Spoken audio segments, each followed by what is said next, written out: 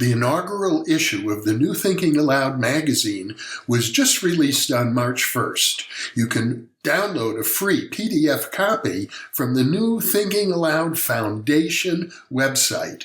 That's newthinkingaloud.org. You can even order a printed copy from nta-magazine.magcloud.com.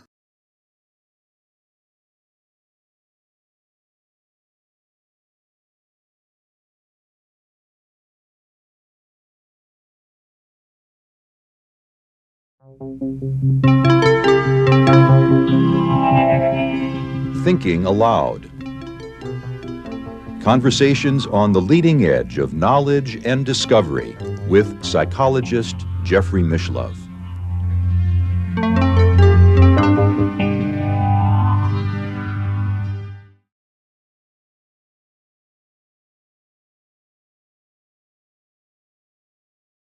Hello and welcome. I'm Jeffrey Mishlove.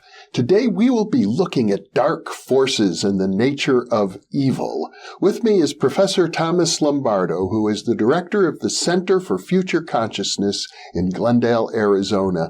He is the author of a forthcoming 4-volume series on science fiction as the Evolutionary Mythology of the Future. The first volume will be published in 2018. He is also the author of Future Consciousness, The Path to Purposeful Evolution. Other titles include The Evolution of Future Consciousness and Mind Flight, A Journey into the Future. Also a collection of essays titled Wisdom, Consciousness, and the Future. Welcome, Tom. Yes, thank you. And hello again, Jeff. Hello again. Welcome, welcome back. And once again, we're going to delve into the mysteries of evil, in particular, how the villains manifest in science fiction. I suppose a good starting point might be Darth Vader, who many people would regard as the epitome of a dark, evil character.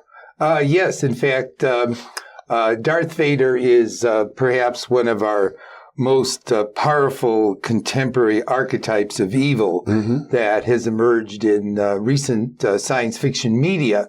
Darth Vader, though, is a bit of a mixture of good and evil insofar as, in the end, he redeems himself by killing the Emperor, who is probably the more insidious and evil of the two. So although Darth Vader may get put up there as the archetype or instantiation of, pure evil, it's the Emperor that really is the ugly, dastardly force within the whole Emperor story. Who turns Anakin Skywalker into Darth Vader. Yes, indeed. And that, in fact, will be one of the key qualities of a notable villain, which is that they will corrupt those around them, corrupt the good. They will turn them toward the dark side or toward evil or whatever it happens to be. And in fact, Darth Vader is to a certain significant degree robbed of his individuality in this process. He becomes overpowered both by the Emperor, and the Emperor, in fact, uses Anakin's negative feelings of being not treated equal within the Jedi, and of his negative thoughts on his mother dying in an earlier episode. So the hatred, the envy, the various emotions that serve as the bed of the whole thing are there, and then the Emperor uses that to pull him over. Well, isn't that a theme we see in villains, not just in science fiction, but in many places? They have emotions of fear, emotions of anger, and that those become nurtured, and sooner or later those emotions take over the character. Yes, a good example we had talked about previously was the very famous villain in the Foundation series by Isaac Asimov. And that character was referred to as the Mule. And the Mule upset the course of the recreation of human civilization. He was this odd variable that entered into the expected rise of human civilization in the distant future. And the Mule was a frail and deformed child who was belittled and ostracized by other children and developed this deep hatred when he was young toward humanity in general. But he also discovered that he had the power to influence, in fact, even to provoke different emotions in people. And so he would provoke fear in his enemies, and he would provoke obedience and subservience in his followers. And so he was able, with this psychological power, to upset the scheme of things. And he was a classic example of a science fiction villain who became evil because of a painful and difficult childhood. And instead of going in a constructive way to try to deal with that, he used all of those negative emotions and experiences as the energy for creating havoc in the galaxy.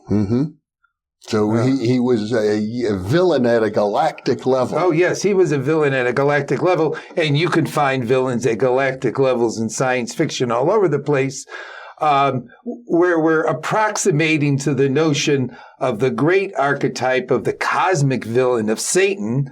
But we find in science fiction at least galactic level villains.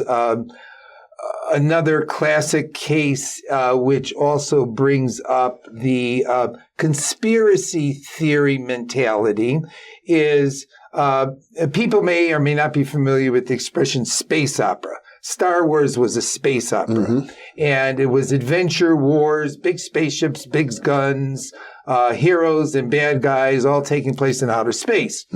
Well, the person responsible for developing that subgenre within science fiction, more so than anybody else, was Doc Smith, who wrote these monstrosities of space operas back in the 1930s and 40s.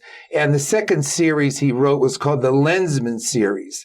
And the Lensman series had these two powerful alien forces, one of which was dedicated to helping humanity to realize our best potential. And the other force, which came from another galaxy, if not another dimension, was this very powerful, evil alien civilization. And the entire history of humanity, Doc Smith describes as being a war between this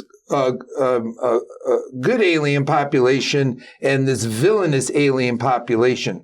Reminiscent of Zoroastrian theology. Yes, it is. In fact, it's very, very similar. And as I mentioned, it plays into the conspiracy theory mentality, which is that if I look around, the world doesn't quite always make sense to me. And it seems sometimes that things go wrong. And why did they go wrong that way? Well, maybe there's some powerful force behind the scenes who is manipulating events so these terrible things will happen. And of course, then we believe that maybe there's some powerful force that's benevolent and good, which tries to make things go in a positive direction.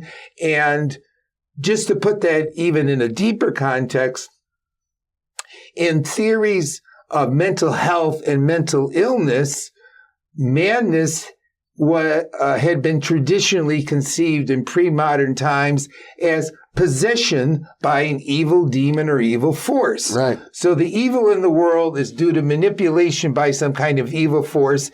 And in the Lensman series, this takes place at a galactic level.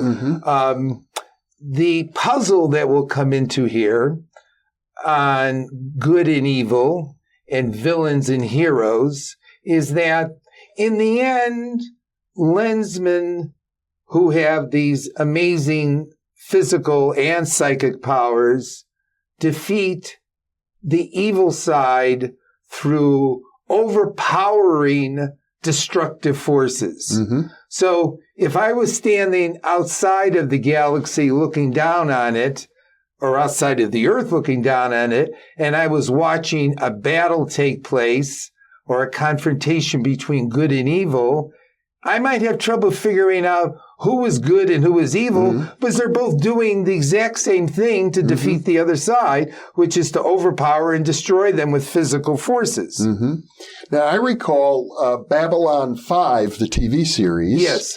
in which there was some sort of mysterious dark alien force interfering with humanity Yes. in negative ways. Yes. And at one point in the series, they justified themselves by saying that what they were actually doing is strengthening humanity, that by confronting them with all of these obstacles, humanity was growing stronger. Yes, and that's an argument that's been used in many, many different forms. In fact, there's a line from the philosopher Nietzsche, what doesn't kill me makes me stronger. Right. And so you can see challenge and misfortune and all of the negative kinds of things that may happen in life or stressful things that happen in life is in fact being facilitative toward the development of character.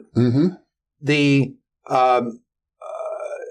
let's see, I won't say but I'll say a very powerful illustration of this out of research into wisdom is that people who are identified by other people as being wise, when we ask those wise people to describe their lives, we will invariably find that they had some terrible misfortunes in life that they had to cope with and deal with on their pathway through life.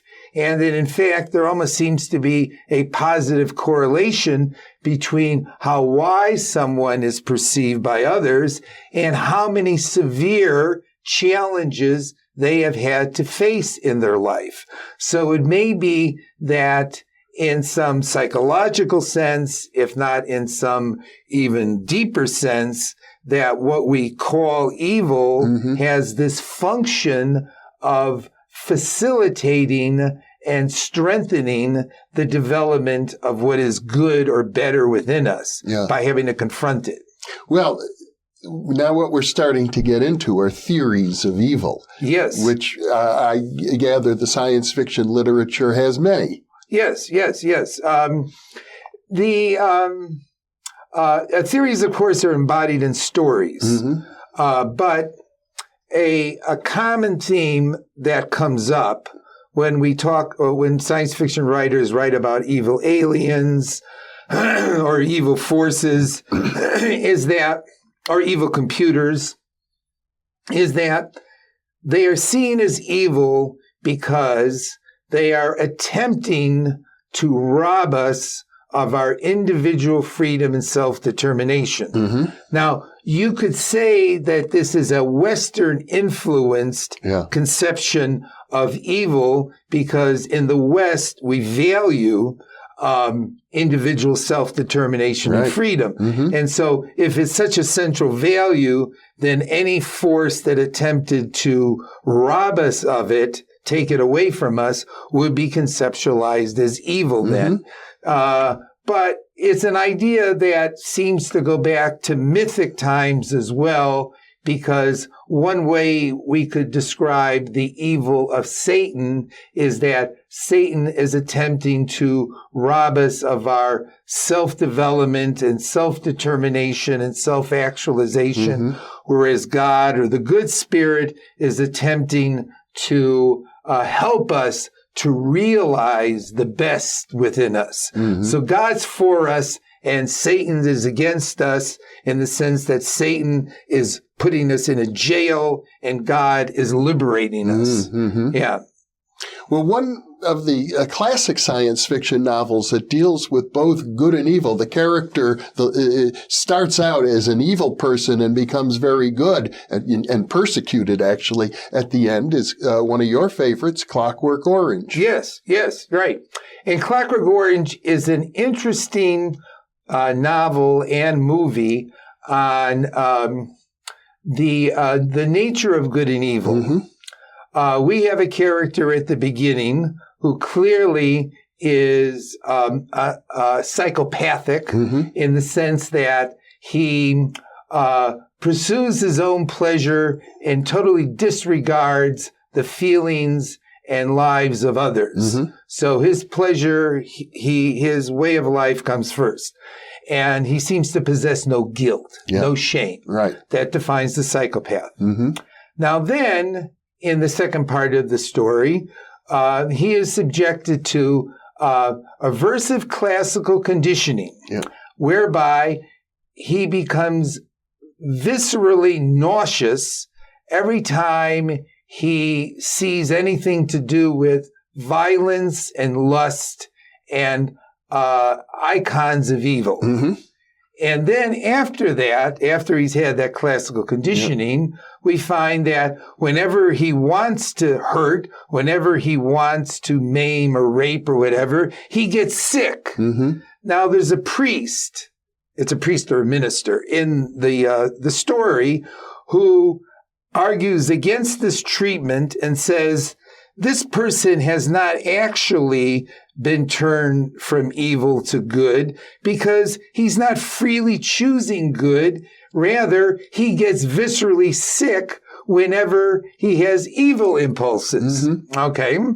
So in the end, they undo the classical conditioning and he has this rather perverted and malevolent look on his face as he's imagining a couple naked women fighting in the snow.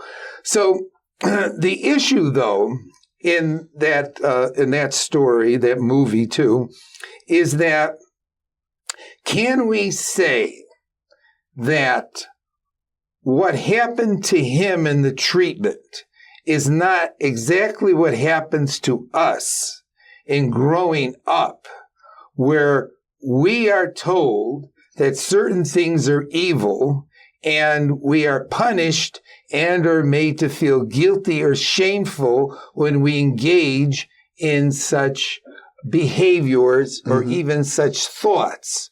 So have we not been classically and operantly conditioned to pursue the good and avoid evil the same way this character was?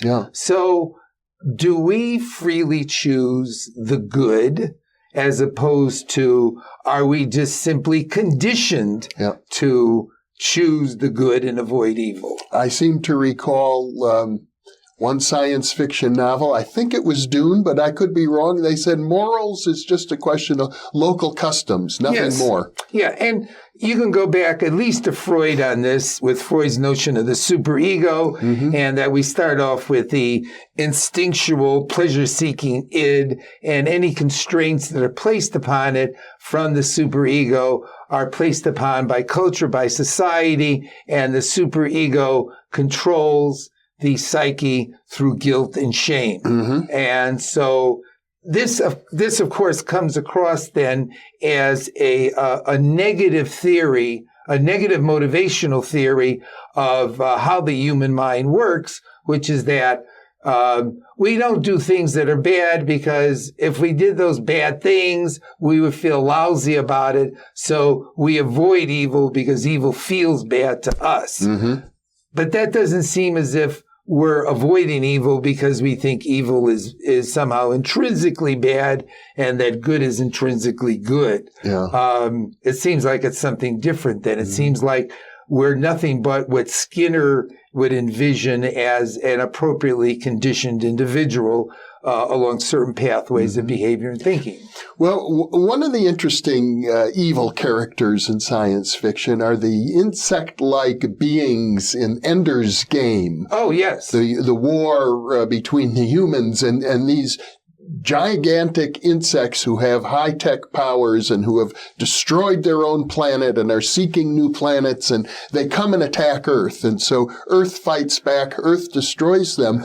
Ender, the young child, destroys them. But then while they are being destroyed by him, they reach out to him through a video game telepathically. Yes. So that at least before they are destroyed, he will understand who they are. Yes, yes. And Ender's Game is an example of ethical ambiguity because Ender ends up seeing himself after he's destroyed this alien civilization and species, except for the queen. He sees himself as perhaps the most evil and hideous person who's ever lived because he has destroyed an entire species and their civilization. Yeah. He has intense guilt over that. Yeah. And it's a guilt that he attempts to work out in the sequel to Ender's Game, Speaker for the Dead, which I would recommend as even a better novel than Ender's Game. And secondly, the aliens, the insect-like aliens of Ender's Game, it turns out, interpreted what they were doing as simply defending their territory. And in the end, it becomes unclear who was the real aggressor in this, the humans or the aliens. Now, bugs are so distinct in their physical form from humans that they make for good, evil creatures. We don't have a lot of sympathy. We don't have a lot of sympathy for the bug. Okay. Right. So in Starship Troopers, the aliens that we fight with, they're giant bugs also. And another one that popped into my head and now disappeared, where the alien, I know what I was going to say. A classic case of what appears to be a total evil thing is Alien. An alien is a amalgamation of the mechanical, the machine-like, and the reptilian, and intentionally envisioned that way by Giger or Geiger, who was the artist who created. Yes. And it is dark, and it is slimy, and it has all of the physical characteristics that we would associate with something evil. In fact, aside from bugs, also include reptiles, because we don't have much sympathy for them either. So the evil aliens will usually take the form, not usually, I'll take that back, but will frequently take the form of either bug-like creatures or reptile-like creatures, or in War of the Worlds, they were sort of like octopus, the Martians. And so the less similar in physical form they are to us, the more we can feel distant from them, and the more threatening we may feel by their presence. Right. Yeah. Yeah. And yet, such as in Childhood's End, where the benevolent figure appears in the guise of what we would classically think of as satanic. Yes. Things are not always what they seem. No, they are not always what they seem. And in Childhood's End, the aliens who come to the Earth with the intent to help evolve us look like Satan, look like the devil. Yeah. And the devil, of course, has reptilian features to it. And there's an interesting, deep mythic a theme going on here. Yeah. And the theme is that the devil in Judeo-Christian myth, who on one hand was conceived of as the enemy to our self-determination, is actually, in the story of the Garden of Eden, attempting to tempt Eve into eating of the tree of knowledge of good and evil, Right. so that she no longer, in quote, would be like an obedient child, but she will know of good and evil. And so her act of defiance is also an act of independence. And since we do think of evil as that which robs us of independence, is the devil in the Garden of Eden the good guy or the bad guy, although he's usually portrayed as the bad guy? Yeah. And is the protective God who creates us and puts us in the Garden of Eden the good guy or the bad guy? Because, of course, to be good means to be obedient. And that's the archetype of child to parent. Be obedient to the parent, to who's responsible for you. So in the science fiction tale, The Death Bird, the Garden of Eden story is retold.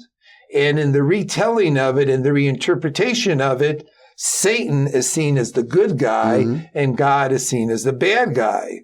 And where God wants to keep control and Satan is trying to help Eve realize independence.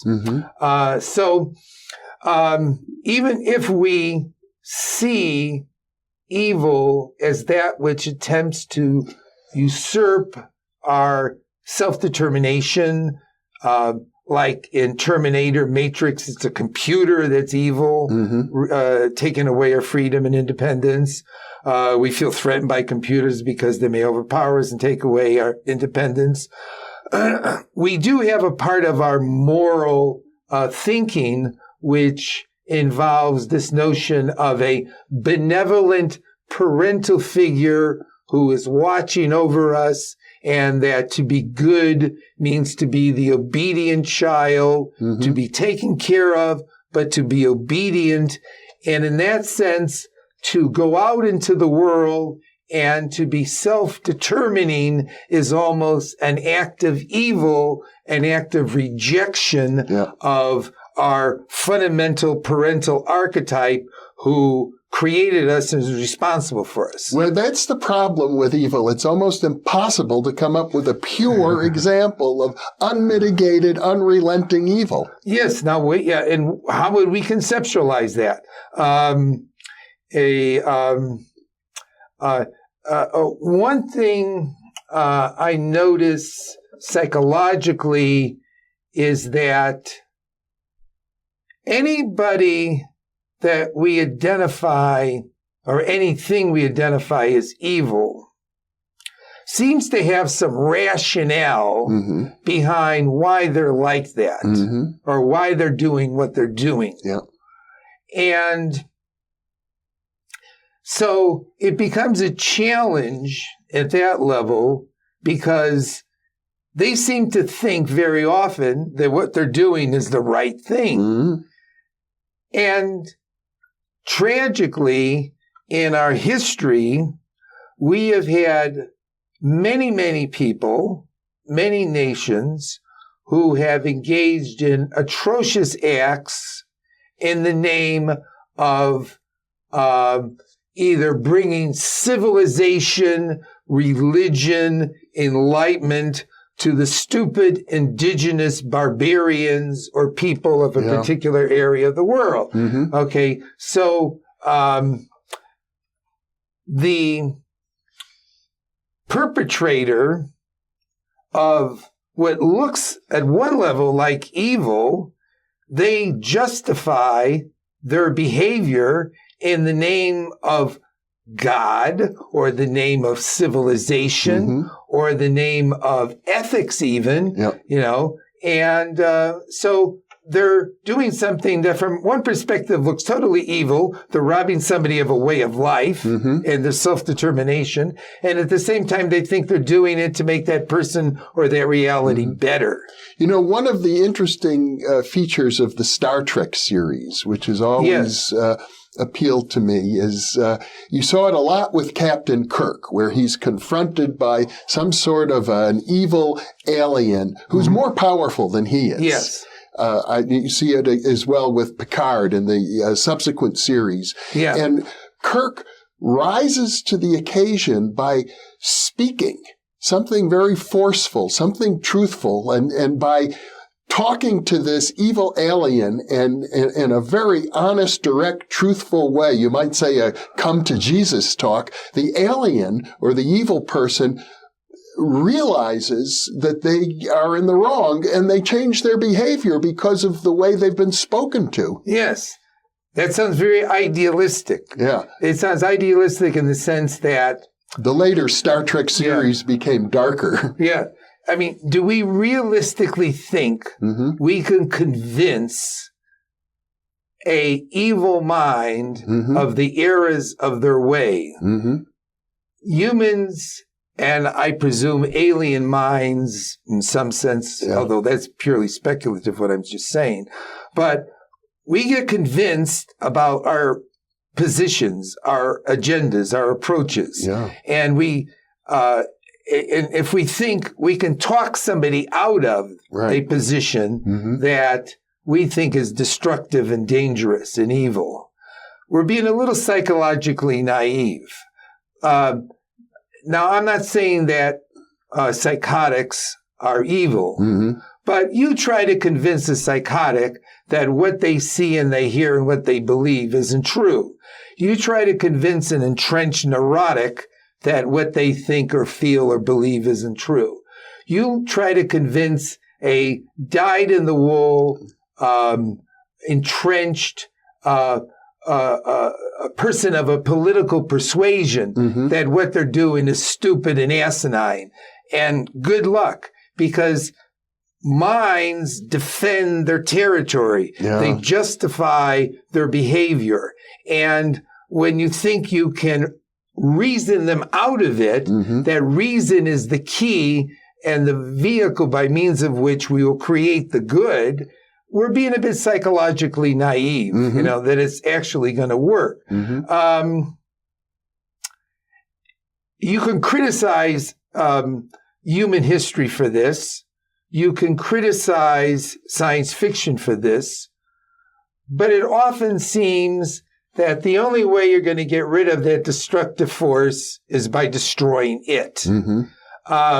There recently was this conversation, it's still going on contemporary news regarding, was there some way around the Civil War that could have addressed the issue of slavery? Yeah, couldn't they have compromised? Okay, now, here we have a group of people who think it's their right to take away the rights of another group of people.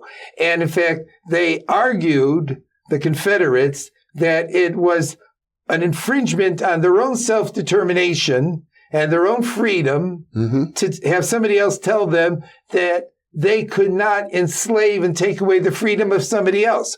So they were engaged in literally a logical contradiction in their mind. Okay. And no matter how much debate went on, because of course there's a vested interest in slavery because it's a big part of their economy, it wasn't like anybody was going to convince them that slavery had to be abandoned. And ultimately, we had to have a war. And even with that war, it had to be carried to such an extreme degree of destruction that the people that we ended up having as our heroes, military heroes that saved the United States in the Civil War, Grant, Sherman, Thomas, and Sheridan, the Union generals at the end who defeated the South, they destroyed the South. And so their way of realizing this hopeful step forward was through great carnage and destruction. And Sherman is still hated in Georgia 150 years later for what he did. But he was probably the pivotal figure which tipped the balance at the end of 1864 that led to the Union winning the Civil War. what would you have done with Hitler? Could you have convinced Hitler to stop what he was doing, to reason him out of it?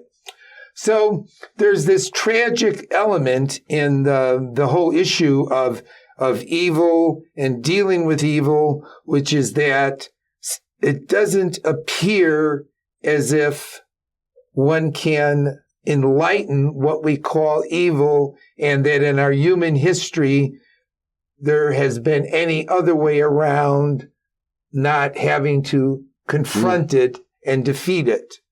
And then the problem, of course, is that who the hell is evil and who the hell is good in some of these confrontations? Well, this seems to get us back to the classic statement by Jesus. Yeah. Resist not evil. You have heard an eye for an eye and a tooth for a tooth, but I say to you, turn the other cheek. Turn the other cheek. And I think what he meant by that is, in resisting evil, we become like that which we resist. Great point. Yes. And a way that I have put it, which isn't exactly the same thing, is that if you dance with the devil always wins. Mm-hmm. You become the very thing that you fight against.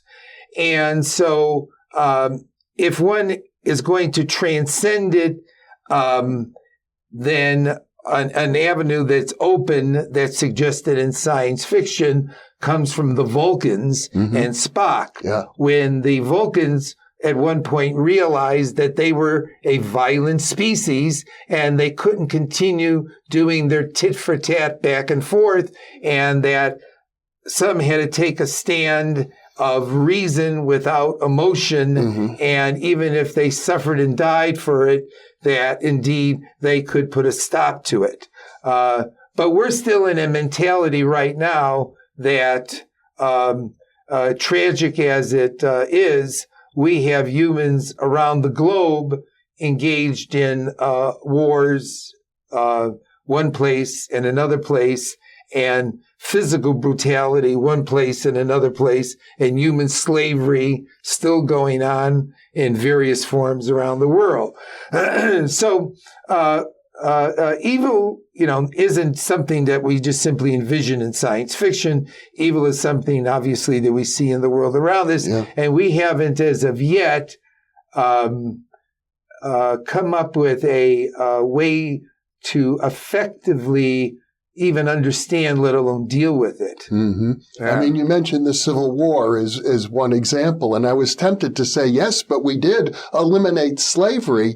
And then it dawned on me, wait a second, our prison systems are populated disproportionately by people with dark skin who are forced into involuntary servitude in the prisons. So there is a sense in which even in the land of the free and the home of the brave, forms of slavery still exist.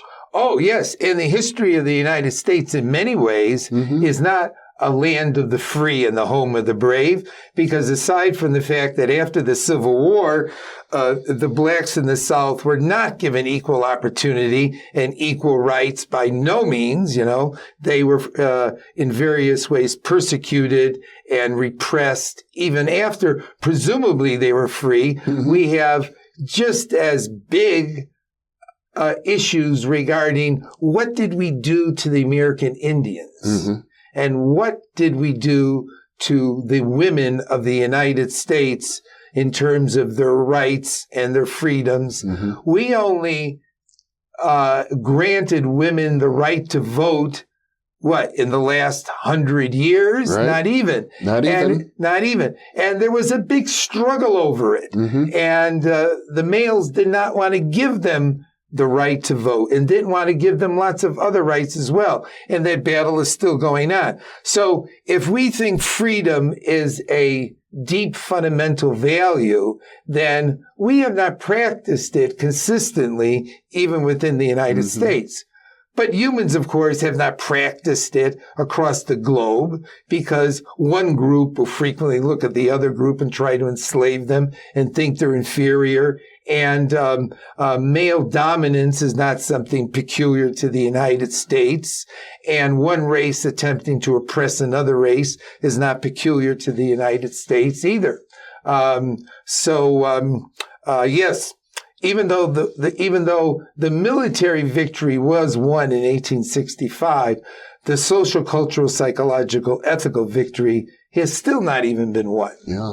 Well, Professor Thomas Lombardo, it would be so nice to wrap up this interview in a neat, clean way, but I don't think that's about to happen. When we talk about the nature of evil and dark forces in the world, there's so much ambiguity, as you point out. Yes. I'll add one little comment at the end here, which is a comment to perhaps get us thinking. I'm not sure the psychologist who said it.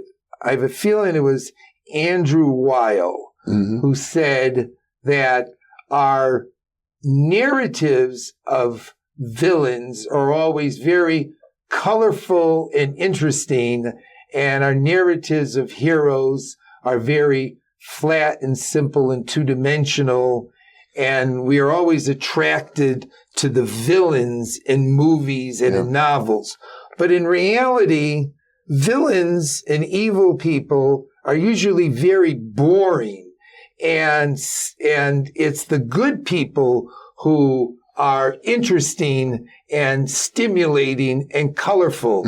And so maybe we get it wrong when we put it down in narrative form, but there's something that attracts readers and viewers to these extreme and perhaps unrealistic caricatures of villains. Yeah, you're reminding me of the classic book by Hannah Arendt. The philosopher who studied dictatorships and authoritarian cultures, and in particular the Nazis, and wrote a book about the banality of evil, all of these bureaucrats who were involved in perpetuating a holocaust. Yes. So, on that note, to add a little more thought to the thoughts we've had already. Yes, thank you, Jeff. Well, thank you, Tom, and thank you for being with us.